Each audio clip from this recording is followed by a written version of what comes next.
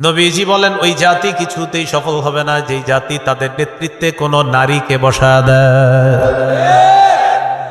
47 জন president পরিবর্তন করলো, একজনকেও তারা নারী বসাইলো না। দুনিয়ার এই দেশে ওই দেশে নারী বসায় দেয়, আর আমাদেরকে গোলামির জিনজির পরায়া তারা রাজা সাইজা আমাদেরকে গোলাম বানাইতে চায়।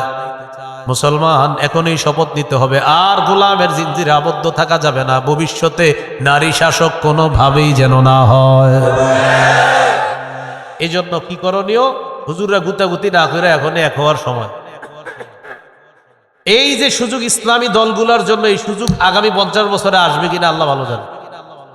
এই সুযোগ যদি ইসলামী দলগুলা কাজে লাগাইতে না পারে, বাস ওই এই হাত পাতার যুগ চলতেই থাকবে। এই জন্য ইসলামী মনা দলগুলা যারা এরা এই সুযোগ কাজে লাগাতে হবে। এই সুযোগটা কি করতে হবে? কাজে লাগাবে। আল্লাহ তৌফিক দান করে। তাহলে আমরা কি দোয়া করলাম? 1 নাম্বার, আর কোন নারী শাসক চাই না। 2 নাম্বার বলেন আল্লাহ বাংলাদেশে শরিয়া আইন চাই। শরিয়া আইন চায় না তারা কোনো না কোনো অপরাধী যারা, বলেন শরিয়া আইন চায় না তারা কোনো না কোনো অপরাধী যারা। চোর শরিয়া আইন চাইবে না, হাত কাটা যাবে।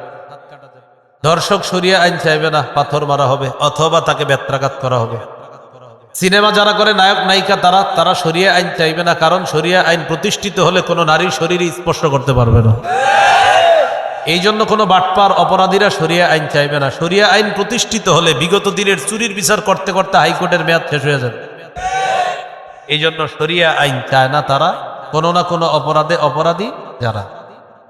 3 নাম্বার দোয়া করবেন, আল্লাহ আমাদের দেশে এমন একজন শাসক দেন, যেই শাসক মৌলিক 4টি কাজ করবে। নামাজ কায়েম করবে, যাকাতের বিধান চালু করবে, সৎ কাজের আদেশ করবে, অসৎ কাজের নিষেধ করবে। কয় কাজ মৌলিক করবে? এইরকম দোয়া করতে হবে। এখন আপনি এমন একজনকে বসাইতেছেন, হে নিজে নামাজ পড়ে না, তো এখন তাহলে কি হবে? তাহলে 4 গুণওয়ালা একজন শাসক আল্লাহর কাছে চাইতে হবে। সূরা হজের 41 নম্বর আয়াতে আল্লাহ বলেন, আল্লাযীনা ইম্মাক্কান্নাহুম ফিল আরদি আকামুস সালাহ ওয়া আতাউয যাকাতা ওয়া আমারু বিল মা'রুফি ওয়া নাহাউ আনিল মুনকার। আল্লাহ তাআলা বলেন, যাদেরকে আমি রাষ্ট্র ক্ষমতায় বসাই তাদের মৌলিক কাজ হবে 4টা। 1 নাম্বার নামাজ কায়েম করা, 2 নাম্বার যাকাতের বিধান চালু করা, 3 নাম্বার সৎ কাজের আদেশ করা, 4 নাম্বার অসৎ কাজের নিষেধ করা। আল্লাহ এই 4 গুণওয়ালা একজন শাসক আপনি দিয়ে দেন। তাহলে এই দোয়াটা করতে হবে, বলেন ইনশাআল্লাহ। এবার চলেন আমরা জানি সুদের ভয়াবহতা কি। কিসের ভয়াবহতা? সুদের ভয়াবহতা। সুদের 1 নম্বর ভয়াবহতা, যে ব্যক্তি সুদ হারাম এটা জানার পরেও সুদি কারবারে জড়াবে, সে যেন আল্লাহ আর আল্লাহ রসুলের সাথে যুদ্ধের প্রস্তুতি নেয়। সূরা বাকারা 279 নম্বর আয়াতে আল্লাহ বলেন, ফাইল্লাম তাফআলু ফাযানু বিহারবিম মিনাল্লাহি ওয়া রাসূলিহি। সুদ হারাম এটা জানার পরেও যদি সুদের কারবার ছেড়ে না দাও, আল্লাহ আর তার নবীর বিরুদ্ধে যুদ্ধের প্রস্তুতি নিয়ে নাও। ইউকালু লিআকিলির রিবা ইয়াউমাল কিয়ামাতি খুসিলাহাকা লিল হার। যারা সুদ খায়, যদি পারতাম আমি এই কথাটা তাদের কাছে কাছে কানে কানে গিয়ে বলতে পারতাম, কিয়ামতের ময়দানে সুদখোরকে বলা হবে, তুমি তোমার অস্ত্রটা নাও, আমি আল্লাহর সাথে লড়াই করার জন্য। সুদখোরকে কিয়ামতের মাঠে বলা হবে, ও সুদখোর, তুমি তোমার অস্ত্র নাও, আমি আল্লাহর সাথে লড়াই করবা, নবীর সাথে লড়াই করবা, তুমি তোমার অস্ত্র নাও। কিয়ামতের মাঠে বলা হবে। এগুলো 1 নাম্বার ভয়াবহতা। 2 নাম্বার বলেন, যারা সুদ খায় এই অবস্থায় যদি মারা যায়, কিয়ামতের ময়দানে কবর থেকে পাগল অবস্থায় উঠবে। কি অবস্থায় উঠবে?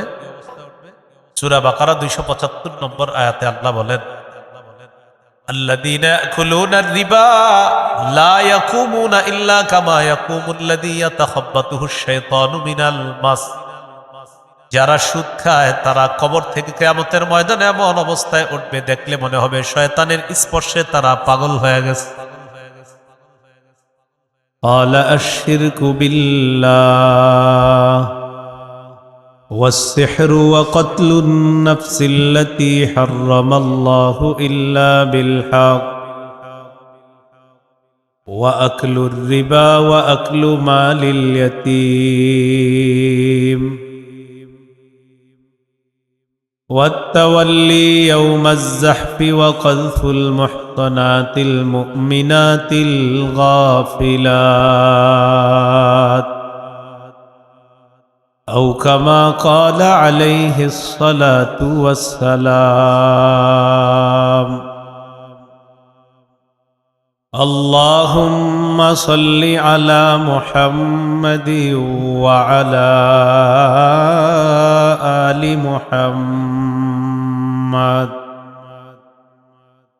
كما صليت على إبراهيم وعلى آل إبراهيم إنك حميد مجيد اللهم بارك على محمد وعلى آل محمد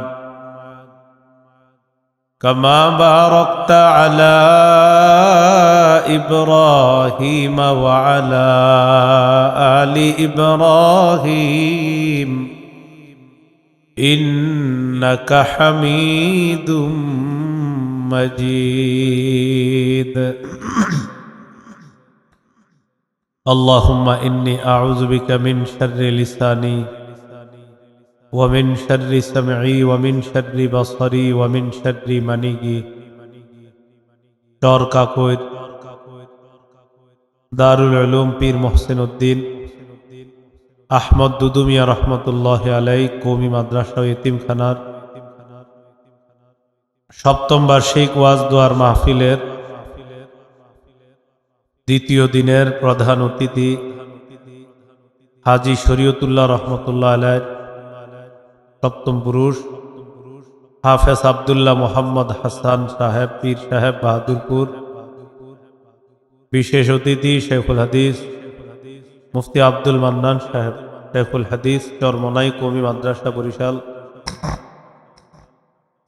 গুরুত্বপূর্ণ আলোচনা করছিলেন এতক্ষণ হযরত মাওলানা মুফতি আব্দুর রব ফরিদি সাহেব, শেখুল হাদিস দারুল হাবিব মাদ্রাসা, খতিব বাইতুল আমান জামে মসজিদ মিরপুর ঢাকা, হযরত মাওলানা মুফতি মাহমুদ বিন হাবিব মুহাদ্দিস জামিয়া ওমর ইবনে খাত্তাব রাদিয়াল্লাহু তাআলা আনহু সাইনবোর্ড ঢাকা।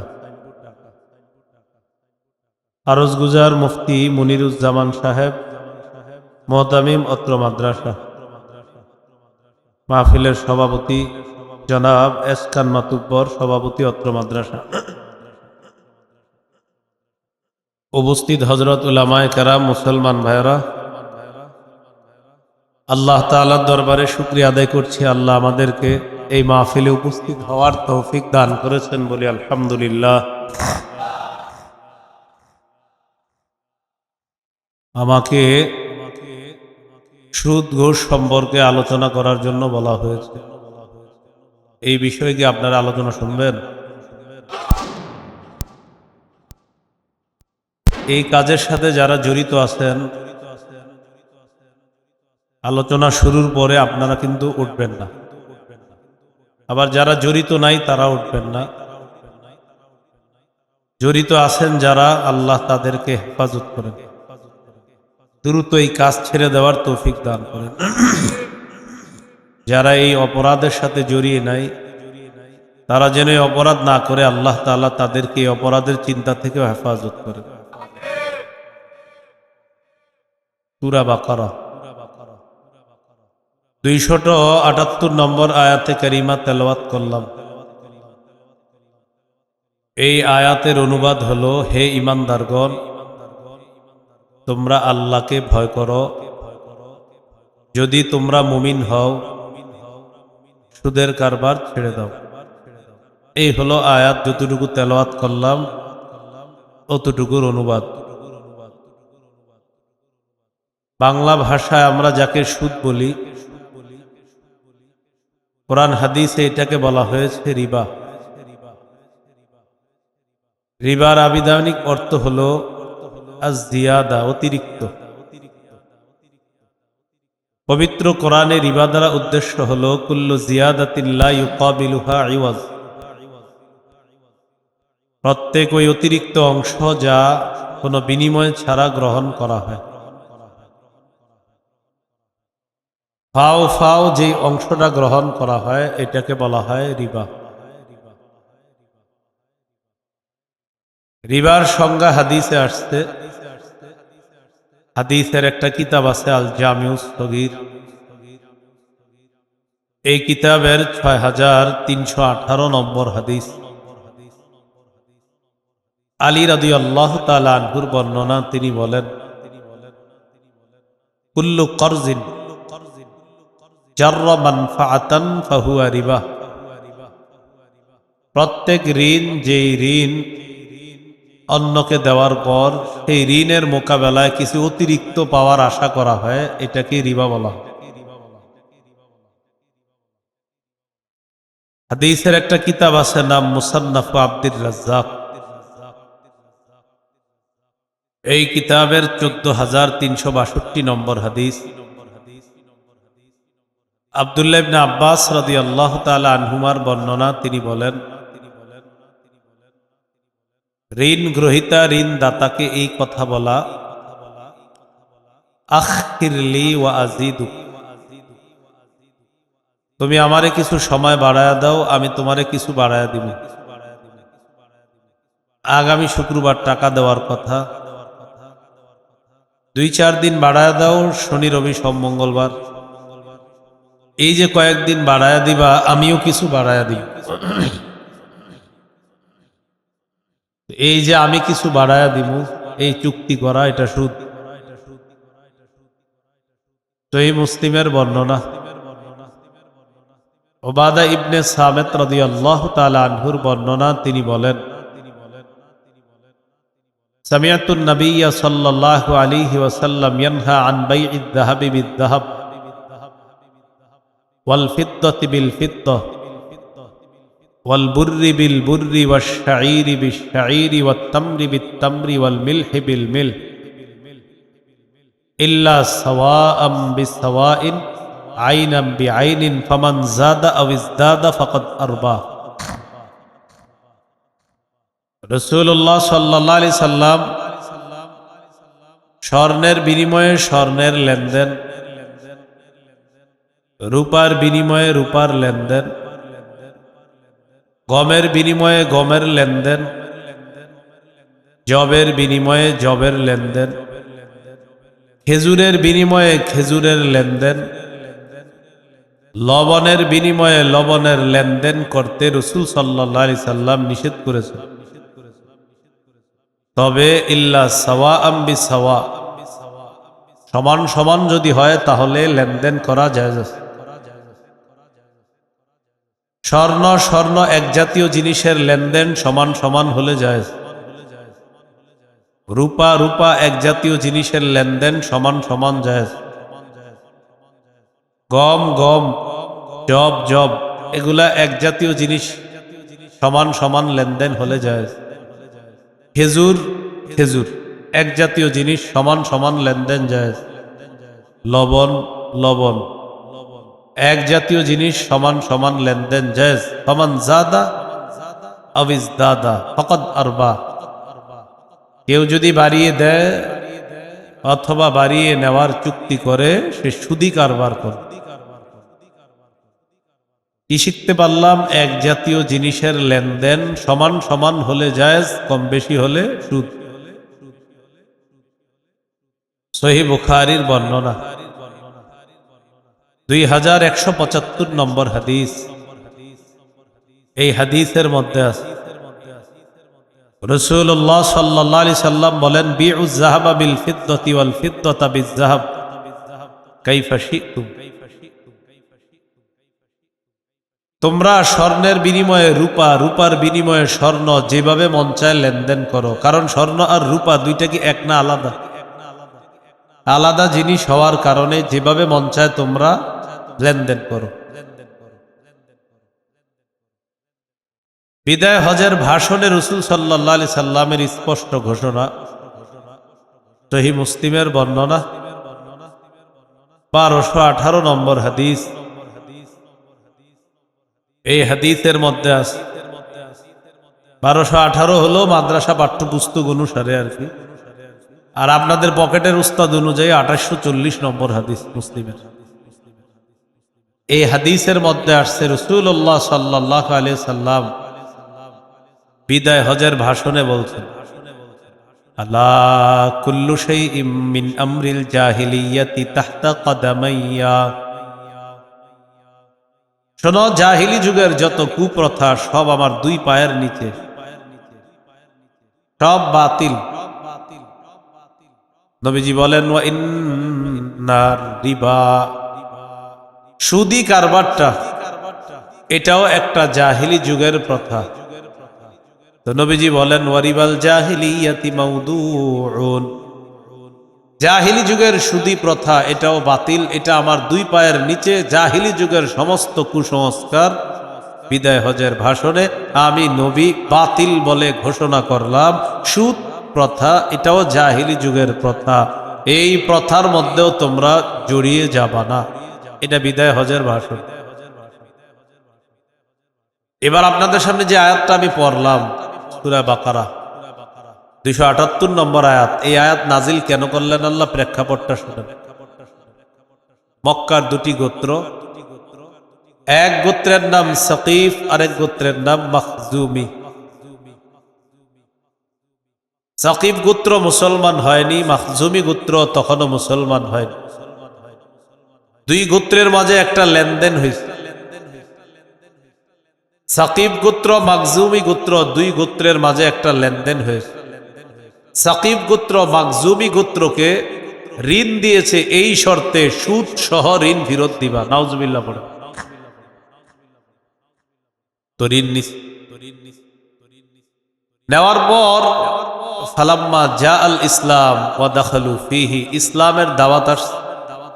সাকিব গোত্র মাখজুমি গোত্র উভয় গোত্র কালিমা পড়ে মুসলমান হয়। আলোচনা বুঝে থাকলে বলেন তো, সুদি লেনদেন হয়েছে কি মুসলমান হওয়ার পরে না আগে? তালাবাত তাকিফুন আন তাআখুযা মিনহুম, তাকিব গোত্র মাখজুমি গোত্রের কাছে বকেয়া পাওনা চায়, সুদ সহ ফেরত দেওয়ার দাবি জানায়। তাহলে এখন যারা সুদ চাইতেছে তারা কি মুসলিম না অমুসলিম? মুসলিম। মুসলিম লেনদেন হয়েছে অমুসলিম অবস্থা, কিন্তু মুসলমান হওয়ার পর এখন ওই বকেয়া পাওনা চাইতেছে, তাও সুদ সহ।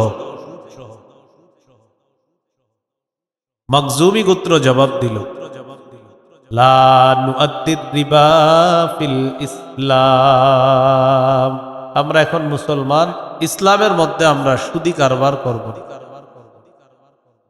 দুই গোত্রের মাঝে ঝগড়া, এক গোত্র কয় দাও, আরেক গোত্র কয় দিব না। নিলে লভ্যাংশ ছাড়া মূল অংশটা নাও, সুদের অংশ পাবা না। মূল ধন যেটা টাকা পাইতা এটা নিয়ে যাও, কিন্তু সুদের অংশ পাবা না। সাকিব গোত্র নাছুর বান্দা, না আমরা নিব না, আমরা পুরাটা নিব। দুই দলের ঝগড়া। মক্কার নায়েব দায়িত্বশীল যিনি, তার নাম আত্তাব ইবনু আসিদ, তিনি নবীর কাছে একটা চিঠি লিখলেন। কাতাবা আত্তাব ইবনু আসিদিন নাইবু মক্কাতা ইলা রাসূলিল্লাহি সাল্লাল্লাহু আলাইহি ওয়াসাল্লাম, মক্কার নায়েব নবীর কাছে চিঠি লিখলেন, ইয়া রাসূলুল্লাহ, সাকিব গোত্র মাখজুমি গোত্র উভয় গোত্রের মাঝে সুদি কারবারের লেনদেন হয়েছে মুসলমান হওয়ার আগে। সাকিব গোত্র এখন মুসলমান, মাখজুমি গোত্র মুসলমান, মুসলমান হওয়ার পর সাকিব গোত্র মাখজুমি গোত্রের কাছে বকেয়া পাওনা চায়, তাও সুদ সহ। সাকিব গোত্র পাওনা চায়, মাখজুমি গোত্র জবাব দেয় আমরা মূলধন ফিরিয়ে দিব, কিন্তু সুদি অংশ দিব না। হুজুর আমি এখন কি করবো, আমি টেনশনে আছি, আমি মক্কার দায়িত্বশীল হওয়ার কারণে তাদের এই ঝগড়া আমার সহ্য করতে হইতেছে, এখন আমি কি ফয়সালা দিব? রসুলের কাছে চিঠি পড়ে শোনানো হল। ওই মুহূর্তে আল্লাহ তাআলা সূরা বাকারার 278 নম্বর আয়াত নাযিল। আল্লাহ তাআলা বলেন, ইয়া আইয়ুহাল্লাযীনা আমানুত্তাকুল্লাহ ওয়া যারু মা বাকিয়া মিনার রিবা ইন কুনতুম মুমিনিন। আল্লাহ তাআলা বলেন, হে ঈমানদারগণ, তোমরা আল্লাহকে ভয় করো, যদি তোমরা মুমিন হও সুদের কারবার ছেড়ে দাও। আয়াত নাজিল হওয়ার পর আল্লাহ নবী আয়াতটির বিষয়বস্তু মক্কায় পাঠিয়ে দেয়। সাকিব গোত্র মাখজুমি গোত্র উভয় গোত্র যখন জানছে আল্লাহ আয়াত নাজিল করেছেন, যদি তোমরা মুমিন হও সুদের কারবার ছেড়ে দাও, সাকিব গোত্র সাথে সাথে জবাব দেয়, নাতুবু ইলাল্লাহ ওয়া নাযারু মা বাকিয়া মিনার রিবা। এই মুহূর্তে আল্লাহর কাছে তওবা করলাম, ওয়াদা করলাম আর কখনো সুদের কারবার করব না, অতীতের সুদি কারবার আজকে থেকে ছেড়ে দিলাম। তওবা করলাম, সুদের কারবার করব না, সুদ থেকে আমরা ফিরে আসলাম। তো আল্লাহ কি বলছে, ইয়া আইয়ুহাল্লাযীনা আমানু, হে ঈমানদারগণ। তাহলে এখানে আমরা সবাই কি, আপনারা আছেন মাঠে? সুদের ওয়াজ ছাড়া অন্য সব ওয়াজে সুবহানাল্লাহ আলহামদুলিল্লাহর আওয়াজ কিন্তু জোরে থাকে, আর সুদের ওয়াজে আপনার মনে হবে যে 20,000 মানুষও যদি থাকে 20 জনও নাই মাঠে, এরকম কিন্তু মনে হয়। তা আপনার টেনশন করেন না বিষয়টা। অন্য ওয়াজ যদি হইতো তখন সুবহানাল্লাহ বলতে বলতে এলাকা ফাইটা যেত। আর যখন বললাম যে আমরা ইমানদার কিনা, এখন কি বলেন? ইমানদার। আল্লাহ ডাক দিছে কি বইলা? আচ্ছা, কি বইলা ডাক দিছে? সুদ ছাড়তে বলছে কাদেরকে? আমরা কি? আচ্ছা, তাহলে সুদ ছাড়তে বলছে কাদেরকে? সবাই বলতেছেন তো? দেখেন কি বলে, ইয়া আইয়ুহাল্লাযীনা আমানু, হে ঈমানদারগণ, ইত্তাকুল্লাহ, তোমরা আল্লাহকে ভয় করো, ওয়াদারু মা বাকিয়া মিনার রিবা, সুদের কারবার ছেড়ে দাও, ইন কুনতুম মুমিনিন, যদি তোমরা মুমিন হও সুদের কারবার ছেড়ে দাও। প্রথমে আমাদের পরিচয় নিয়ে আল্লাহ ডাক দিলেন, হে ঈমানদারগণ। পরিচয় নিয়েই তো আল্লাহ ডাক দিলেন, হে ঈমানদারগণ, যে আল্লাহ আমরা ঈমানদার, যদি মুমিন হও সুদের কারবার ছেড়ে দাও। ডাক দিলেন ঈমানদার বলে, আর বললেন যদি মুমিন হও সুদের কারবার ছেড়ে দাও। ডাক দিছি কি বল? ঈমানদার বলে ডাক দিয়ে বলতেছে, যদি মুমিন হও সুদের কারবার ছেড়ে দাও। ডাক দিলেন ঈমানদার বলে, এটা বইলা বলতেছে আসলে যদি মুমিন হও সুদের কারবার ছেড়ে দাও। তার মানে ওয়াজটা যারা যারা শুনতেছে, যারা সুদ খায়, যদি মুমিন হয় তাহলে কি ছেড়ে দিতে হবে? আল্লাহ তৌফিক দান করেন। সমাজে কিছু সুদ আছে, চক্রবৃদ্ধি সুদ। আপনার কাছ থেকে নিবে 100 টাকা, 10 টাকা সুদ, হে আবার 100 টাকা আরেক জায়গায় লাগাবে 20 টাকা সুদ। বুঝছেন? আজিব সিস্টেমের সুদ এইটা একটা। আরেকটা হলো আগামী শনিবার টাকা দেওয়ার কথা, ভাই ইকু দিয়েন না, ভাই ইকু দিয়েন না, আগামী শনিবার টাকা দেওয়ার কথা। তো আগামী শনিবার টাকা দিতে না পারলে পারবে, কিন্তু যদি শনিবারে না দাও তো পারবে। রবিবার হয়ে গেলে আরো বাড়বে, সোমবার হয়ে গেলে আরো বাড়বে। বিশিষ্ট সুদখোর 25 তারিখের পরে আপনারে ফোন দিয়ে জানায় দিবে, আব্দুর রহিম ভাই ঠিক আছে তো, সব মনে আসেনি তো, আল্লাহ দিলে ইনশাল্লাহ শনিবার, ইনশাল্লাহ আল্লাহ দিলে আবার শনিবার কিন্তু আর বেশি দিন বাকি নাই, 1 তারিখ আসতে আর বেশি দিন বাকি নাই। তো যাই হোক, আমাকে দুইজনের লেনদেনগুলো সবসময় স্বচ্ছ হয়, আর আপনারা আমি সবচেয়ে ভালো পাইছি লেনদেনের মধ্যে। পরে সুদি কারবার বলতেছে আপনি শোনেন। তো যাই হোক ভাই, আপনারা আমি খুব বিশ্বস্ত মানুষ হিসাবে জানি, তো ইমান আকিদা ঠিক রাখেন আল্লাহর হস্তে, কোনো ধরনের কিন্তু খামখেয়ালি করেন না। আপনি 1 তারিখে টাকাটা দিয়ে দিয়ে সুদ করে ইমান ঠিকা রাখবেন। সূরা আলী ইমরানের 130 নম্বর আয়াতে আল্লাহ বলেন, ইয়া আইয়ুহাল্লাযীনা আমানু লা তাকুলুর রিবা আযআফাম মুদাআফা। হে ঈমানদারগণ, তোমরা সুদ খেও না, চক্রাকারে বৃদ্ধি করে তোমরা সুদ খেও না। তোমরা বাড়ায় বাড়ায় সুদ খাও না, কম বেশি সব ধরনের সুদ হারাম। আবার অনেকে বাড়ায় বাড়ায় সুদ খায়, আল্লাহ বলেন এটাও করবা না। সূরা বাকারার 276 নম্বর আয়াতে আল্লাহ বলেন, ইয়ামহাকুল্লাহুর রিবা ওয়া ইউরবিস সাদাকাত। আল্লাহ তাআলা সুদকে ধ্বংস করে দেয়, সদকাকে আল্লাহ বাড়ায় দেয়। সূরা রুমের মধ্যে আল্লাহ বলেন, ওয়া মা আতাইতুম মির রিবাল লিয়ারবুয়া ফি আমওয়ালিন নাস ফালা ইয়ারবু ইনদাল্লাহ। আল্লাহ তাআলা বলেন, তোমরা যেই সম্পদ সুদ হিসাবে মানুষকে দাও, মানুষের সম্পদ বাড়ার জন্য যেই সুদের অংশ দাও, ফালা ইয়ারবু ইনদাল্লাহ, আল্লাহর কাছে এটা বাড়ে না। তোমরা মানুষকে যেই সুদি অংশটা দাও মানুষের সম্পদ বাড়ার জন্য, আল্লাহর কাছে এটা বাড়ে না। ওয়া মা আতাইতুম মিন যাকাতিন তুরিদুনা ওয়াজহাল্লাহ, আল্লাহকে খুশি করার জন্য যে যাকাত তোমরা দাও, ফাউলাইকা হুমুল মুদঈফুন, এই যাকাত দেওয়ার মাধ্যমে যাকাত দাতা দুনিয়ার মধ্যে তার সম্পদ বাড়ায় নেয়, আখিরাতে বহু গুণে সওয়াব বৃদ্ধি করে নেয়। সত্যি করে বলবেন, সুদে আসলে আমাদের চোখে দেখতে কি মনে হয়? টাকা কমে না বাড়ে? সুদে সুদে দেখতে টাকা কি হয়? বাড়ে। আর যাকাতে টাকা কমে। বাইরের আওয়াজ কি বাইরে গেছে? বাহিরের আওয়াজ, এই যে উপরের আওয়াজ কমান, উপরের আওয়াজ কমান। উপরে এখানে একটা ক্লাস হবে, হ্যাঁ একটা ক্লাস হবে, এরকম নিয়ন্ত্রিত আওয়াজ রাখেন, কিন্তু ফাটানো হবে না, আপনি আওয়াজ নিয়ন্ত্রণ রাখেন। সুদ দেখলে কি মনে হয়? বাড়ে। আল্লাহ বলে বাড়ে না। যাকাত দেখলে মনে হচ্ছে কমে, আল্লাহ তাআলা বলে বাড়ে। বলেন আল্লাহর কথাই চূড়ান্ত সত্য কথা। তাহলে আমাদের চোখে সুদ বাড়ে, আল্লাহ তাআলা বলে বাড়ে না। আমাদের চোখে যাকাত কমে, আল্লাহ তাআলা বলে বাড়ে। আল্লাহর কথাই চূড়ান্ত সত্য কথা। এখন কথা হলো, আমাদের দেশটা সুদ ভিত্তিক রাষ্ট্র ব্যবস্থা। আমাদের দেশ এখনো কি ভিত্তিক? কত পার্সেন্ট জানি মুসলমানের দেশ এটা? মানে 90-এর কম না, কিন্তু বেশি। ধরে নি 90-এর বেশি। তাহলে আমাদের দেশ সুদ ভিত্তিক রাষ্ট্র ব্যবস্থা।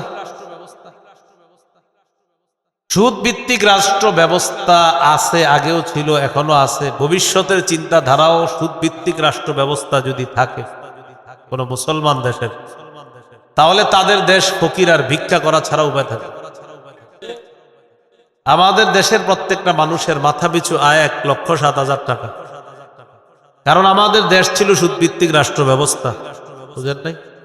উন্নতির খালি ছোঁয়া দেখছেন, লাইট দেখছেন, লাইট দেখে যে পরে যে 1,07,000 টাকা মাথা পিছু ঋণ রাখছেন, 500 কোটি বইলা 150 কোটিতে কাম সারা, 350 কোটি যে আমেরিকা পড়ছে, এটা তো আপনার কোনো খবর নাই। এই হলো ঝামেলাটা। আমি কিন্তু কাউরে বলি নাই, বলছি, কিন্তু অনেকে মনে করবে ওরে বলছি। তো আপনার ও যদি এরকম করে তো ওরই বলছি।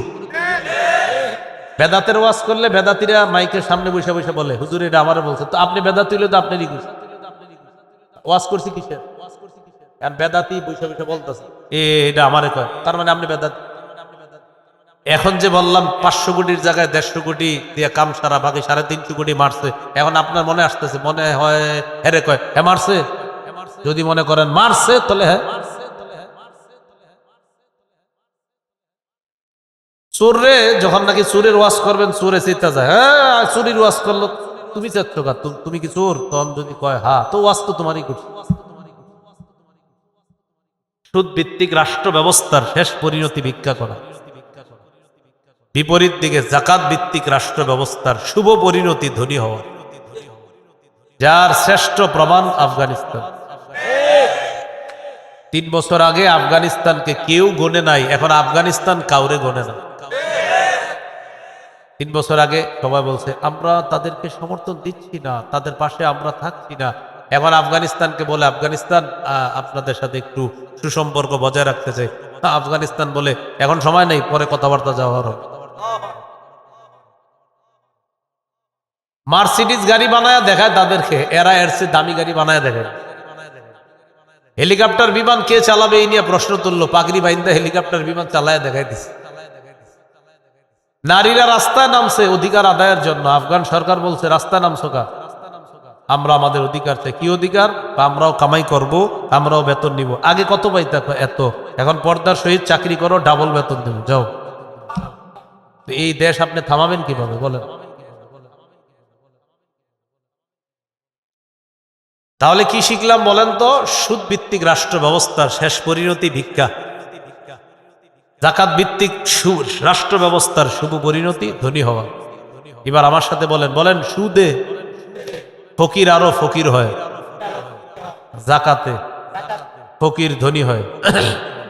একজন ধনী মানুষ 100 জনকে সুদে টাকা দিচ্ছে, এই 100 জন কিস্তি সুদ পরিশোধ করতে করতে বেচারারা জমি জায়গা বেচে, ঘর বাড়িও বেচে। এরকম কি হিস্টোরি শুনছেন আপনারা? তাহলে একজন ধনী হলো সুদে, 100 জন ফকির হলো। আপনারা 10 জন টাকাওয়ালা একজনকে জাকাত দিলেন, 50,000 টাকা করে জাকাত দিলেন একজনকে, 5 লাখ টাকা পাইলো, ও আগামী বছর জাকাত দিবে। তাহলে সুদে ফকির আরো ফকির হয়, জাকাতে ফকির ধনী হয়। আমাদের বাংলাদেশে যদি 1 বছর সঠিকভাবে ধনীরা জাকাত দেয়, পরের বছর সুদ বলবে জাকাত তুমি ভালো থেকো, আমি বিদায় নিই। বলেন এই জন্য, বলেন আজকে থেকে 3টা দোয়া বেশি বেশি করব। 1, আল্লাহ কিয়ামতের আগে বাংলাদেশে আর কোন নারী প্রধান চাই না। কি প্রধান চাই না? সবাই বলেন কেন? বলেন আরো জোরে বলেন, পুরো এলাকারে শোনান, বলেন। নবীজি জবাব দিতেছে। নবীজি বলেন লা ইউফলিহা কওমুন ওয়াল্লাউ আমরাহুম ইমরাআতান। নবীজি বলেন ওই জাতি কিছুতেই সফল হবে না যেই জাতি তাদের নেতৃত্বে কোন নারীকে বসায় দেয়। 47 জন প্রেসিডেন্ট পরিবর্তন করলো, একজনকেও তারা নারী বসাইলো না। দুনিয়ার এই দেশে ওই দেশে নারী বসায় দেয়, আর আমাদেরকে গোলামির জিনজির পরায়া তারা রাজা সাইজা আমাদেরকে গোলাম বানাইতে চায়। মুসলমান এখনই শপথ নিতে হবে, আর গোলামের জিনজিরে আবদ্ধ থাকা যাবে না। ভবিষ্যতে নারী শাসক কোনোভাবেই যেন না হয়। এই জন্য কি করণীয়? হুজুররা গুতাগুতি না করে এখনই এক হওয়ার সময়। এই যে সুযোগ ইসলামী দলগুলোর জন্য, এই সুযোগ আগামী 50 বছরে আসবে কিনা আল্লাহ ভালো জানে। এই সুযোগ যদি ইসলামী দলগুলা কাজে লাগাইতে না পারে, বাস ওই এই হাত পাতার যুগ চলতেই থাকবে। এই জন্য ইসলামী মনা দলগুলা যারা, এরা এই সুযোগ কাজে লাগাতে হবে। এই সুযোগটা কি করতে হবে? কাজে লাগাবে। আল্লাহ তৌফিক দান করে। তাহলে আমরা কি দোয়া করলাম? 1 নাম্বার, আর কোন নারী শাসক চাই না। 2 নাম্বার বলেন আল্লাহ বাংলাদেশে শরিয়া আইন চাই। শরিয়া আইন চায় না তারা কোন না কোন অপরাধে, অপরাধী যারা, বলেন শরিয়া আইন চায় না তারা কোন না কোন অপরাধে, অপরাধী যারা। চোর শরিয়া আইন চাইবে না, হাত কাটা যাবে। ধর্ষক শরিয়া আইন চাইবে না, পাথর মারা হবে অথবা তাকে বেত্রাঘাত করা হবে। সিনেমা যারা করে নায়ক নায়িকা, তারা শরিয়া আইন চাইবে না, কারণ শরিয়া আইন প্রতিষ্ঠিত হলে কোনো নারীর শরীরে স্পর্শ করতে পারবে না। এই জন্য কোনো বাটপার অপরাধীরা শরিয়া আইন চাইবে না। শরিয়া আইন প্রতিষ্ঠিত হলে বিগত দিনের চুরির বিচার করতে করতে হাইকোর্টের মেয়াদ শেষ হয়ে যাবে। এই জন্য শরিয়া আইন চায় না তারা কোনো না কোনো অপরাধে অপরাধী যারা। 3 নাম্বার দোয়া করবেন, আল্লাহ আমাদের দেশে এমন একজন শাসক দেন, যেই শাসক মৌলিক 4টি কাজ করবে। নামাজ কায়েম করবে, যাকাতের বিধান চালু করবে, সৎ কাজের আদেশ করবে, অসৎ কাজের নিষেধ করবে। কয় কাজ মৌলিক করবে? এইরকম দোয়া করতে হবে। এখন আপনি এমন একজনকে বসাইতেছেন, হে নিজে নামাজ পড়ে না, তো এখন তাহলে কি হবে? তাহলে 4 গুণওয়ালা একজন শাসক আল্লাহর কাছে চাইতে হবে। সূরা হজের 41 নম্বর আয়াতে আল্লাহ বলেন, আল্লাযীনা ইম্মাক্কান্নাহুম ফিল আরদি আকামুস সালাহ ওয়া আতাউয যাকাতা ওয়া আমারু বিল মা'রুফি ওয়া নাহাউ আনিল মুনকার। আল্লাহ তাআলা বলেন, যাদেরকে আমি রাষ্ট্র ক্ষমতায় বসাই তাদের মৌলিক কাজ হবে 4টা। 1 নাম্বার নামাজ কায়েম করা, 2 নাম্বার যাকাতের বিধান চালু করা, 3 নাম্বার সৎ কাজের আদেশ করা, 4 নাম্বার অসৎ কাজের নিষেধ করা। আল্লাহ এই 4 গুণওয়ালা একজন শাসক আপনি দিয়ে দেন। তাহলে এই দোয়াটা করতে হবে, বলেন ইনশাআল্লাহ। এবার চলেন আমরা জানি সুদের ভয়াবহতা কি। কিসের ভয়াবহতা? সুদের ভয়াবহতা। সুদের 1 নম্বর ভয়াবহতা, যে ব্যক্তি সুদ হারাম এটা জানার পরেও সুদি কারবারে জড়াবে, সে যেন আল্লাহ আর আল্লাহ রসুলের সাথে যুদ্ধের প্রস্তুতি নেয়। সূরা বাকারা 279 নম্বর আয়াতে আল্লাহ বলেন, فَإِن لَّمْ تَفْعَلُوا فَأْذَنُوا بِحَرْبٍ مِّنَ اللَّهِ وَرَسُولِهِ। সুদ হারাম এটা জানার পরেও যদি সুদের কারবার ছেড়ে না দাও, আল্লাহ আর তার নবীর বিরুদ্ধে যুদ্ধের প্রস্তুতি নিয়ে নাও। ইউকালু লিআকিলির রিবা ইয়াউমাল কিয়ামাতি খুসিলাহাকা লিল হার। যারা সুদ খায়, যদি পারতাম আমি এই কথাটা তাদের কাছে কাছে কানে কানে গিয়ে বলতে পারতাম, কিয়ামতের ময়দানে সুদখোরকে বলা হবে, তুমি তোমার অস্ত্রটা নাও, আমি আল্লাহর সাথে লড়াই করার জন্য। সুদখোরকে কিয়ামতের মাঠে বলা হবে, ও সুদখোর, তুমি তোমার অস্ত্র নাও, অস্ত্র নাও, আমি আল্লাহর সাথে লড়াই করবা, নবীর সাথে লড়াই করবা, তুমি তোমার অস্ত্র নাও। কিয়ামতের মাঠে বলা হবে। এগুলো 1 নাম্বার ভয়াবহতা। 2 নাম্বার বলেন, যারা সুদ খায় এই অবস্থায় যদি মারা যায়, কিয়ামতের ময়দানে কবর থেকে পাগল অবস্থায় উঠবে। কি অবস্থায় উঠবে? সূরা বাকারা 275 নম্বর আয়াতে আল্লাহ বলেন, আল্লাযীনা ইয়াকুলুনা আর-রিবা লা ইয়াকুমুনা ইল্লা কামা ইয়াকুমুল্লাযী ইয়াতাখাব্বাতুহুশ শাইতানু মিনাল মাস। যারা সুদ খায় তারা কবর থেকে কিয়ামতের ময়দানে এমন অবস্থায় উঠবে, দেখলে মনে হবে শয়তানের স্পর্শে তারা পাগল হয়ে গেছে। যালিকা বিআন্নাহুম ক্বালু ইন্নামাল বাইউ মিসলুর রিবা।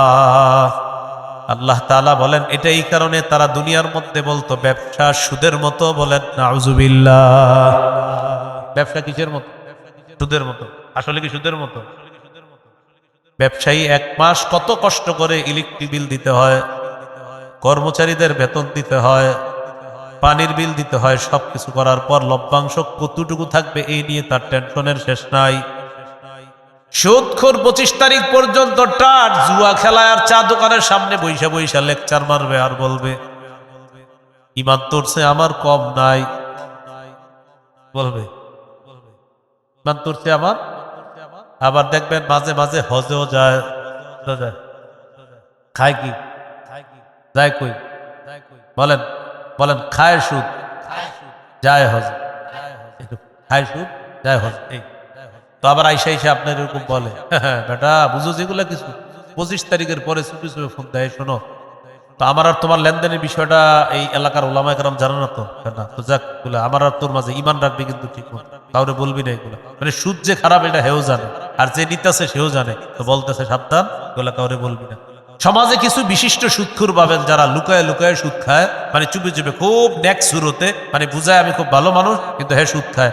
আর হের কিছু কাস্টমার ধরা আছে যারা হের কাছ থেকে সুদ নেয়, তো তাদেরকে এভাবে বলে, ভাই আপনি কিন্তু আমার অনেক বিশ্বাস করি, আপনি ইমান খুব পাকাপোক্ত, আল্লাহর রাস্তায় কথাটা কাউরে বলবেন, এরকম বল। এরা কি করে? এরা খায় সুদ, আরেকজনের রক্ত চোষা টাকা। আবার দেখবেন প্যান্ট শার্ট পয়রা এলাকায় আসবে, আসার পরে আপনি বলবেন, স্যার কি অবস্থা, বাজারু গাড়ি কিনছেন, মাশাআল্লাহ, মনে হয় ভালো হয়েছে ব্যবসা। তখন উনি বলবে, হ্যাঁ 1 করোড় প্রফিট হয়েছিল, এর মাঝে তোমার 50 লাখ হলো ইন্টারেস্ট আর মূল প্রফিটটা হলো তোমার 50 লাখ। আপনি সহজ সরল কৃষক মানুষ তাকায় রয়েছেন, বলতেছে 1 crore প্রফিট, তার মধ্যে তোমার 50 লাখ এটা হলো মূল প্রফিটটা, উইথ ইন্টারেস্ট তোমার 50 লাখ। হে আপনারে এই ইংলিশ বলার পরে আপনি মনে করতেন স্যারের ব্যবসাটা না জানি কত উন্নত। স্যার আপনারে বুঝাইছে 50 লাখ সুদ আর 50 লাখ আসল, এটা আপনারে স্যারে বুঝাইছে। তো বড় লোকে যেটা খায় এটার নাম দেয় ইন্টারেস্ট, গরিবরা ওই সহজ কিস্তি, এটার নাম সুদ, আশা, ভালোসা, হতাশা, নিরাশা, ব্রাক, ব্যাঞ্চ ইত্যাদি কত নামে আছে না এগুলো। তো এরা কিস্তি কিস্তিতে এগুলার নাম দেয় সুদ, আর ধনী এটার নাম দেয় কি ইন্টারেস্ট। ধনী যেটার নাম ইন্টারেস্ট দেয় আর গরিবেরটার নাম সুদ। সুদ সুদ এটা যদি ধনী মানুষও খায়, প্যান্ট শার্ট কোট প্যান্ট পরে থাকলে আর বলবেন তুমি বিশিষ্ট সুদখোর। বিশিষ্ট কি কর মানে প্যান্ট শার্ট পরে ইংরেজি বুঝায় আর বুঝায় যে আমি ভালো মানুষ। আল্লাহ তাআলা বলেন যালিকা বিআন্নাহুম ক্বালু ইন্নামাল বাইউ মিসলুর রিবা, এটাই কারণে তারা বলতো ব্যবসা সুদের মতো। ওয়া আহাল্লাল্লাহুল বাইআ ওয়া হাররামার রিবা, আল্লাহ তাআলা বলেন আল্লাহ ব্যবসা হালাল করেছেন, সুদ আল্লাহ হারাম করেছেন। এই আয়াতটা দেখবেন অনেক কোম্পানির সামনে লেখা, দেয়ালের মধ্যে লেখা, আর এক খাম্বার মধ্যে লেখা হাতের কামাই শ্রেষ্ঠ কামাই আল হাদিস। আরেক খাম্বার মধ্যে লেখা নবীও কামাই করছে, আল্লাহ নবী বলেন আমি ছাগল চড়াইছি, বেশ চড়াইয়া বেতন নিয়েছিলাম, আমি হালাল কামাই করছি, আল হাদিস। ওই পাশে লেখা দাউদ নবী হাতের কামাই করছে, আল হাদিস।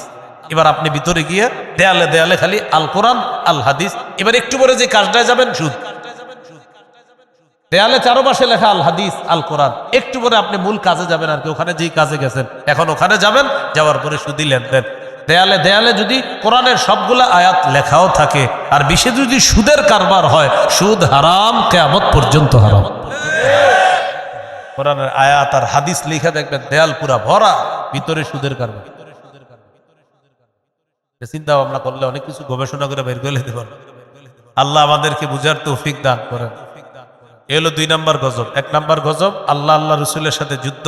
2 নম্বর গজব কিয়ামতের ময়দানে কবর থেকে পাগল অবস্থায় উঠে।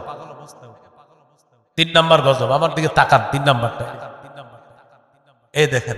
আপনারে এইভাবে গলা চাইপা ধরলে আপনার যেমন কষ্ট হবে, এইভাবে গলা চেপে ধরার পর কেউ যদি আপনাকে গলা টিপে হত্যা করে আপনার যেমন কষ্ট হবে, সুদখোর কিয়ামতের মাঠে যখন উঠবে মনে হবে তার গলাটা কেউ চেপে ধরছে, আসলে কিন্তু চেপে ধরে নাই, কিন্তু মনে হবে তার গলা চেপে কেউ হত্যা করতে চাইতেছে।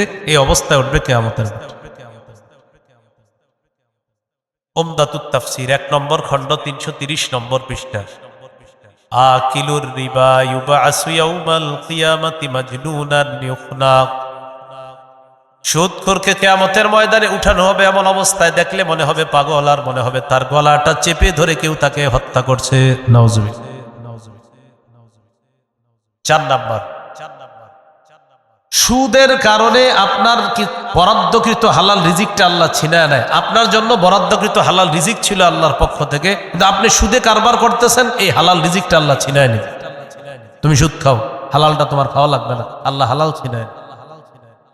সূরা নিসা আল্লাহ তাআলা বলেন ফাবিজুলমিম মিনাল্লাযীনা হাদু হাররামনা আলাইহিম তাইয়্যিবাতিন উহিল্লাত লাহুম ওয়া বিসাদ্দিহিম আন সাবিলিল্লাহি কাসীরা ওয়া আখযিহিমুর রিবা ওয়া ক্বাদ নুহু আনহু ওয়া আকলিহিম আমওয়ালান নাসি বিল বাতিল। আল্লাহ তাআলা বলেন 4টি অপরাধের কারণে মানুষের হালাল রিজিক আল্লাহ ছিনায় নেয়। কয় অপরাধ? বলেন 1 নাম্বার জুলুম করা, 2 নাম্বার আল্লাহর রাস্তায় বাধা দেওয়া, 3 নাম্বার সুদ খাওয়া, 4 নাম্বার আরেকজনের সম্পদ অন্যায়ভাবে ভক্ষণ করা। এই 4টি অপরাধ যার মধ্যে আসবে আল্লাহ তাআলা তার হালাল রিজিক ছিনায় নিবেন। আপনার পাশাপাশি 2 জনের জমিন আছে, আপনি কোদাল দিয়ে কাটতে কাটতে কাটতে কাটতে আগে আইল ছিল এত বড়, এখন এটা এরকম চিকুন হয়ে গেছে কিভাবে? হ্যাঁ, এই যে কাটতে কাটতে আপনার জমির অংশ বানাইলেন, বড় বানাইলেন, এক বিগত পরিমাণ যদি আরেকজনের মালিকানা হয়, সহিহ মুসলিমের বর্ণনা, কিয়ামতের ময়দানে 7 তবক জমিন আল্লাহ আপনার গলায় ঝুলাইয়া দিবেন। নাও, তোমার অনেক জমি দরকার, এখন 7 তবক জমি নিয়ে কিয়ামতের মাঠে হাঁটো, নাও। এগুলো আপনাদের এলাকায় আছে, এরকম কুবাইতে কুবাইতে কমবা না। সাবধান, আপনার জমি থেকে আল্লাহ আপনার হালাল রিজিক দিবে, আপনি কেন হারামটা ধরতেছেন? এই হারামটা ধরার কারণে হালাল রিজিক আপনার থেকে আল্লাহ ছিনেন। তাহলে 4 নাম্বার গজব, সুদের কারণে আল্লাহ হালাল রিজিক থেকে বঞ্চিত করেন। আল্লাহ আমাদেরকে হেফাজত করেন। 5 নাম্বার গজব, বলেন কোন এলাকায় যদি 2টি অপরাধ বেড়ে যায়, 1 ব্যভিচার, 2 সুদের কারণে, ওই এলাকায়, এই চর কাকইর মনে করেন এলাকায় আল্লাহ আযাব দিতে চান না, কিন্তু সুদখোরেরা আল্লাহর আযাব টাইনা নিয়ে আসে। এই এলাকায় আপনারা অনেক ভালো মানুষ আছেন, আল্লাহ তাআলা গজব দিতে চান না, সুদখোরেরা আর ব্যভিচারকারীরা আল্লাহর গজব টেনে নিয়ে আসে। আল্লাহ দিতে চায় না, কিন্তু টেনে নিয়ে আসে। আত-তারগীব ওয়াত-তারহীব কিতাবের নাম, 3 নম্বর খণ্ড, 69 নম্বর পৃষ্ঠা। ক্বালা রাসূলুল্লাহ সাল্লাল্লাহু আলাইহি ওয়াসাল্লাম, নবীজি বলেন, মা মিন কওমিন ইয়াযহারু ফীহিমুর রিবা, কোন এলাকার মধ্যে যদি সুদের কারবার বেড়ে যায়। অন্য বর্ণনায়, ইদা যাহারাজ জিনা ওয়ার রিবা ফি ক্বরিয়াতিন ক্বাদ আহাল্লু বিআনফুসিহিম আযাবাল্লাহ, কোন এলাকার মধ্যে যদি 2টি অপরাধ বেড়ে যায়, 1 নাম্বার সুদের কারবার, 2 নাম্বার ব্যভিচার, ক্বাদ আহাল্লু বিআনফুসিহিম আযাবাল্লাহ, এই মানুষগুলা আল্লাহর গজব টেনে নিয়ে আসে, বলি নাউজুবিল্লাহ। এই জন্য এলাকার যারা সুদখোর আছে তাদের কাছে যাবেন, পায়ে ধরে বলবেন, ভাই তুমি সুদের কারবার ছেড়ে দাও, কারণ তোমার কারণে গজব আসলে আমরা ভালো মানুষগুলাও গজবের মধ্যে পড়ব। যদি সুদের কারবার ছেড়ে না দাও, এলাকা ছেড়ে দাও। এলাকা ছেড়ে দিবে? হ্যাঁ, আরে বলেন, এলাকা ছাড়বে?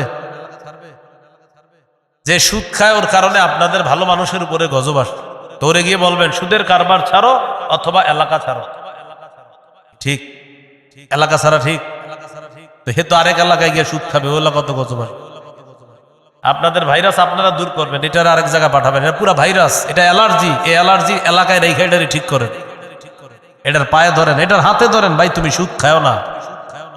এগুলো 5 নাম্বার গজব। 6 নাম্বার গজব, বলেন কোন এলাকায় সুদের কারবার যদি বেড়ে যায়, ওই এলাকায় দুর্ভিক্ষের গজব আসে। কৃষক আগের মতো ফসল পাবে না, মা বোনরা আগে শীতকালে লাউ পাইতো যেই কয়টা, এগুলা পায় না। মা তার সন্তানকে দুধ পান করানোর মতো দুধ পাবে না, লেকটোজেন 1, 2, 3, 4, 5 কিনে খাওয়াতে হয়। কেন? সুদখোরের কারণে। সুদখোর জবাব দেন, এই বাচ্চার কি অপরাধ আপনার কারণে ও ওর মায়ের পবিত্র খাদ্য পায় না। সুদ ছাড়েন, সুদ ছেড়ে দেন। আপনি যা করতেছেন সুদের কারণে আপনি অনেকগুলা মানুষকে কষ্ট দিচ্ছেন। কেন এটা করতেন? মুসনাদে আহমদ হাদিসের কিতাব 17,822 নম্বর হাদিস। ক্বালা রাসূলুল্লাহ সাল্লাল্লাহু আলাইহি ওয়াসাল্লাম, মা মিন কওমিন ইয়াযহারু ফীহিমুর রিবা, কোন এলাকার মধ্যে যদি সুদের কারবার বেড়ে যায়, ইল্লা উখিযু বিসানা, ওই এলাকার মধ্যে দুর্ভিক্ষের গজব আসে। এলাকার কৃষকরা আগের মতো ফসল পায় না। মাছের খামার যাদের আছে আগের মতো মাছের মধ্যে বরকত পায় না। ব্যবসায়ী তার হালাল ব্যবসায় বরকত পায় না। অপরাধ, পাশের মানুষটা সুদ খায়। এই জন্য আল্লাহ তাদেরকে এই অর্থনৈতিক দুর্ভিক্ষ দ্বারা পাকড়াও করেছেন।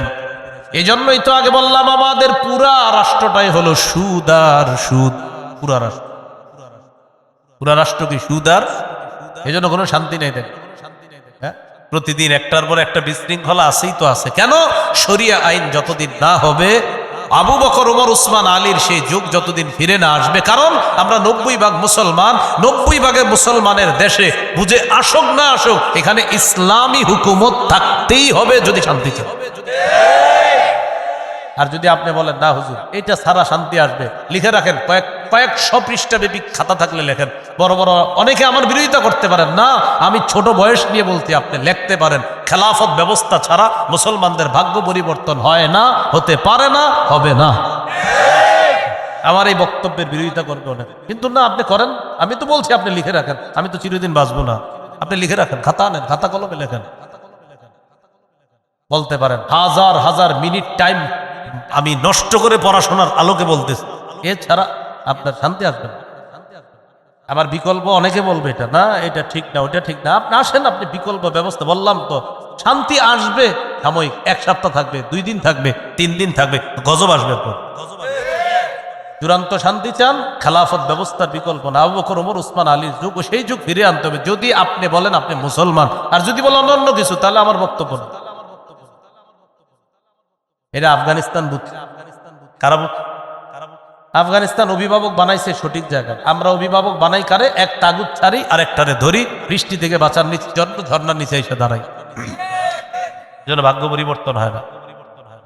সূরা বাকারা 257 নম্বর আয়াত, 3 পারা 2 নম্বর পৃষ্ঠার শুরু আয়াত। আল্লাহু ওয়ালিয়ুল্লাযীনা আমানু, ঈমানদারদের অভিভাবক আল্লাহ। সূরা মাঈদার 51 নম্বর আয়াত, 6 পারা 16 নম্বর পৃষ্ঠার শুরু আয়াত।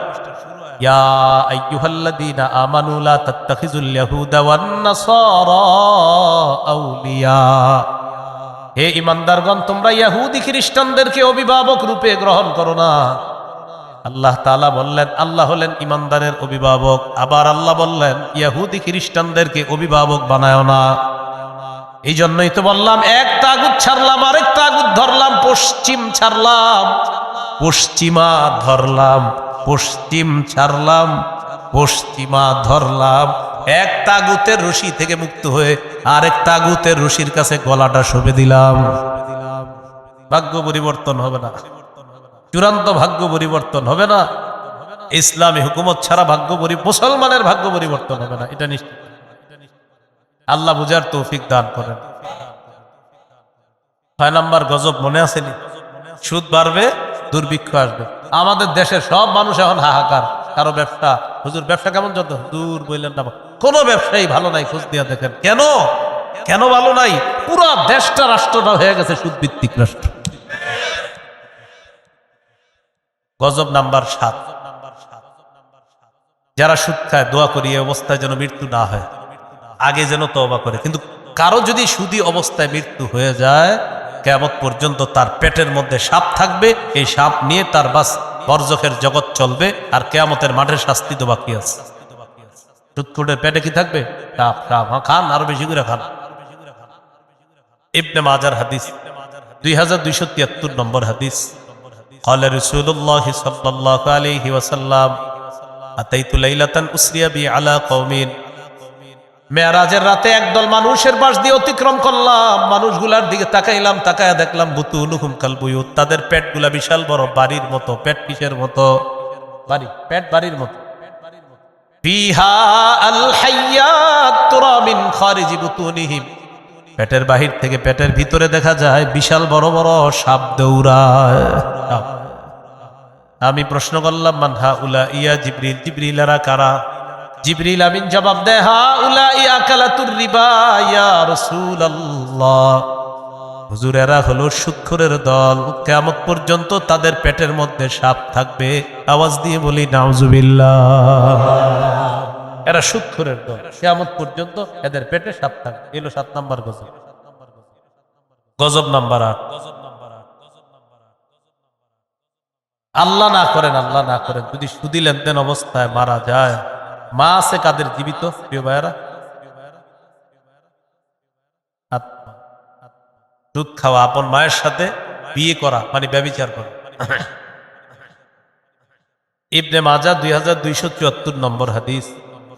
আর রিবা সাবউনা হুবা আইসারুহা আইয়ান কাহার রাজুলু উম্মাহ, সুদের গুনাহের 70টা শাখা, সর্বনিম্ন শাখা হলো আপন সন্তান আপন মাকে বিয়ে করা মানে ব্যভিচার করা। মা যারা আমার বয়ান শুনতেছেন, আপনার সন্তানকে নিষেধ করেন তুই সুদ খাবি না। স্ত্রীরা আপনার স্বামীকে বলেন আপনি সুদ খাবেন না। ছেলে যারা আছেন বাবাকে বলেন সুদ খাবেন না। মাকে প্রতি মাসে মাসে প্যান্ট শার্ট পাঞ্জাবি কিনে দেওয়ার দরকার নাই। বছরে যদি পারেন হালাল টাকায় শুধু ঈদে পাঞ্জাবি দিলে হবে, তাও যদি হারাম টাকায় হয় আমার লাগবে না। টিউশনি করে চলেন, অটো চালান, বাইক চালায় মানুষকে নেন, আপনি ভাড়াটা নেন, আপনি হালাল কামাই করেন।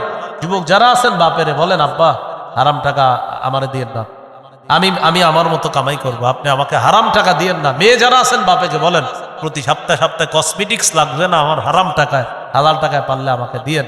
এইভাবে যদি কোনো মেয়ে ছেলে স্ত্রী আর মা তার ওই পরিবারের ইনকাম সোর্স যে মানুষটা তাকে নিষেধ করে, এই লোকটা রাতের বেলা বালিশে মাথা লাগায় ভাববে, মা চায় আমি সুদ না খাই, স্ত্রী চায় আমি সুদ না খাই, ছেলে মেয়ে চায় আমি সুদ না খাই, আর যাদের জন্য সুদি টাকায় আমি হাত দেই তারাই যখন চায় আমি সুদ না খাই, ঠিক আছে এটা ছেড়ে দিলাম, সবাই মিলেমিশে হালালভাবে কষ্ট করে আমরা চলবো।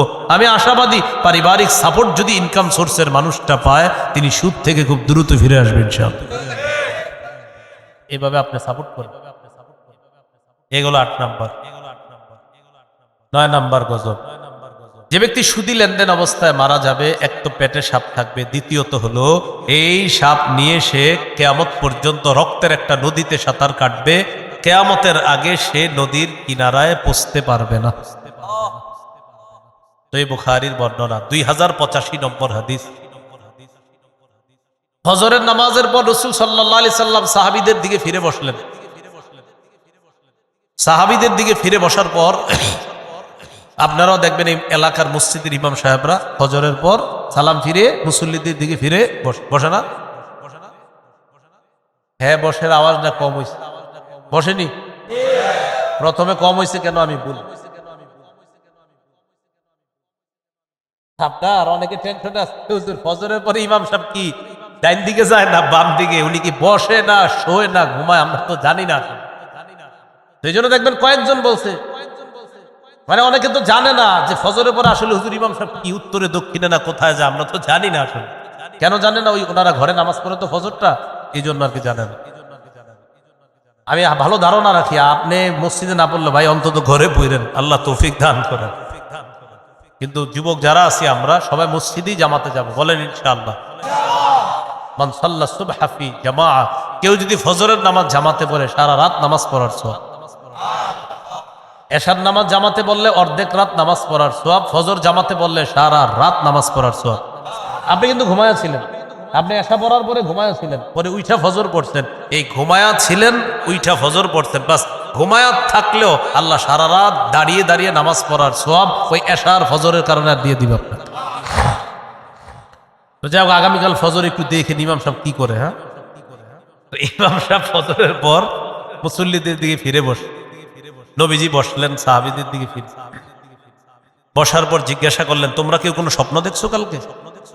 কেউ কোনো জবাব দেয় না, এর মানে কেউ কোনো স্বপ্ন দেখে না। فقال رسول الله صلى الله عليه وسلم رأيت الليلة رجلين أتيان, দুই ব্যক্তিকে দেখলাম রাতের বেলা আমার কাছে আসছে, আসার পর একজন আমার ডান বাহুতে ধরছে আর একজন আমার বাম বাহুতে ধরছে।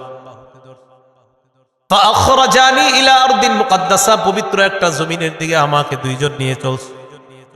যাইতে যাইতে হাত্তা ইনতালাকনা ইলা নাহরিম মিন দাম, ওয়া ফি রিওয়ায়া হাত্তা আতাইনা আলা নাহরিম মিন দাম, রক্তের একটা নদীর কাছে গিয়ে বসলাম।